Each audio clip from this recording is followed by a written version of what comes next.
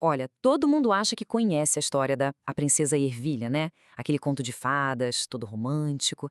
Mas e se eu te disser que a gente talvez tenha olhado a história pelo ângulo errado? A verdadeira protagonista aqui não é a princesa, é a rainha. E essa história é, na verdade, um verdadeiro estudo de caso sobre estratégia. Porque ela, como mãe e monarca, tinha um problemão para resolver. E que problema, hein? O filho dela, o príncipe, estava na maior fossa.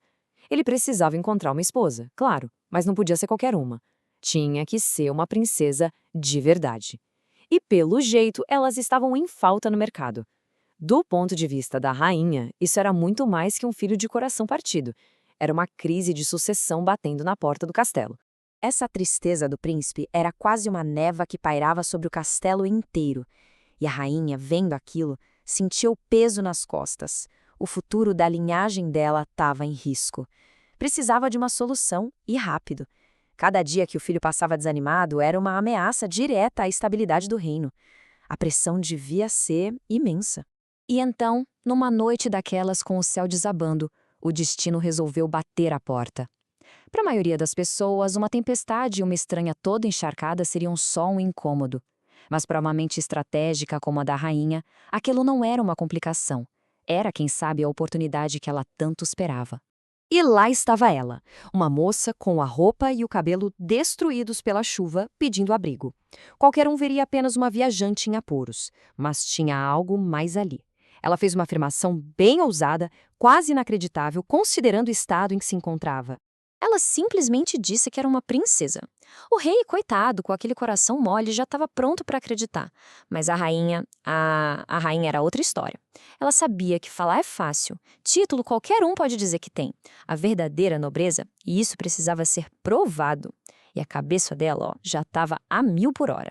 E foi com esse pensamento, provavelmente com um sorrisinho de canto de boca, que a ideia surgiu. Enquanto todos ali viam uma hóspede, a rainha já enxergava uma candidata. E ela tinha acabado de bolar o teste de admissão perfeito, um que ninguém, absolutamente ninguém, iria desconfiar.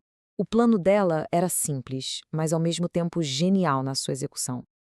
Nada de interrogatórios, nada de testes de etiqueta para ver se ela usava o garfo certo. Não, não.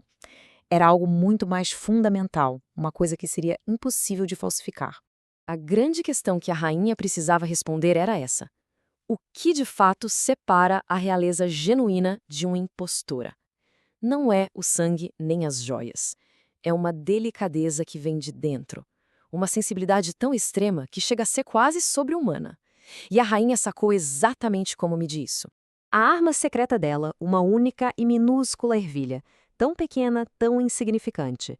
Quem no mundo ia imaginar que aquele grãozinho seria a chave para o futuro do reino? Pois é, ela foi lá, colocou a ervilha no estrado da cama, dando o primeiro passo do seu grande plano. O plano tinha só 2 passos, geniais de tão simples. Primeiro, a ervilha. Segundo, o disfarce. E que disfarce? A rainha não ia usar 1 ou 2 colchões, ela ia criar uma verdadeira montanha para esconder o seu pequeno segredo. 20 colchões macios e edredons fofíssimos foram empilhados em cima daquela ervilhinha. Parece exagero? Talvez, mas o teste da rainha tinha que ser infalível. Era uma armadilha de conforto, projetada para detectar o menor sinal de desconforto. Com a cena toda montada, a rainha, muito elegante, convidou sua hóspede para descansar. A moça teve que subir uma escada para chegar naquela cama absurdamente alta, sem fazer a menor ideia de que estava prestes a participar do teste mais importante da vida dela e da vida do príncipe. A noite passou, o sol nasceu. Era a hora da verdade. Imagina a rainha descendo para o café da manhã, super calma por fora, mas com uma expectativa gigante por dentro. Pensa só, o futuro do reino dela seria decidido pela qualidade do sono de uma estranha. Quando a moça apareceu na mesa, o primeiro sinal foi promissor. Dá uma olhada na diferença. A noite naquela cama altíssima resultou numa manhã de exaustão total. Ela mal conseguia manter os olhos abertos. A armadilha tinha funcionado. Agora só faltava a confirmação verbal.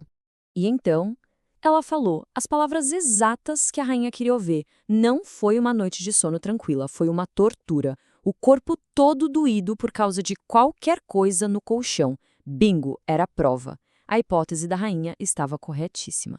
O rei, claro, ficou meio ofendido com a queixa da convidada, mas a rainha o interrompeu.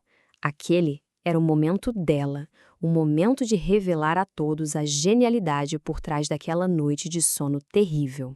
Com um sorriso de quem sabe o que faz, a rainha explicou o plano.